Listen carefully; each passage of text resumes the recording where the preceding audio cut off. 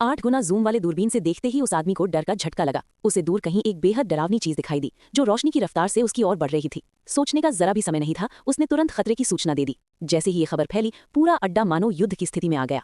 सबसे पहले बेस के बाहर लगे विशाल तोपों को सक्रिय कर दिया गया और हजारों टन वजन वाले स्टील के फाटक भी आपातकाल में बंद कर दिए गए। बेस के अंदर मौजूद बूढ़े, बच्चे और घायल लोग भूमिगत शरणास्थलों की ओर भागने लगे, जबकि सभी जवान दीवारों पर चलकर मोर्चा संभालने लगे। हर कोई सांस रोके खड़ा था, कोई भी आवाज करने की हिम्मत नहीं कर रहा था। लेकिन तभी एक पल में ही हजारों टन वजन वाला स्टील गेट आसानी से टूट गया। जब धुआं छटा और सामने का दृश्य साफ हुआ तो उस आदमी की रूह कांप उठी। धुएं के बीच से अनगिनत एलियन सैनिक निकल आए थे। इंसानों ने पूरी ताकत से मुकाबला किया, लेकिन पूरी तरह हथियारबंद एलियनों के सामने उनके हमले बिल्कुल बेअसर साबित हुए।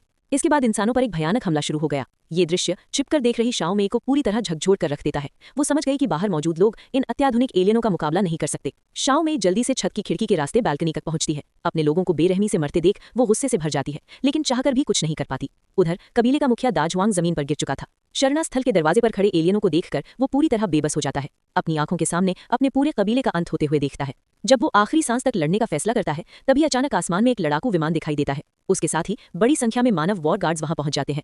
हाईटेक हथियारों से लैस वॉर गार्ड्स के सामने एलियनों की सुरक्षा बेकार साबित होती है। यहाँ तक कि नजदीकी लड़ाई में भी एलियन उनका सामना नहीं कर पाते। हालांकि एलियनों की संख्या बहुत ज्यादा थी, फिर भी वॉर गार्ड्स पूरी ताकत से एक एक कर उन्हें खत्म करने लगते हैं।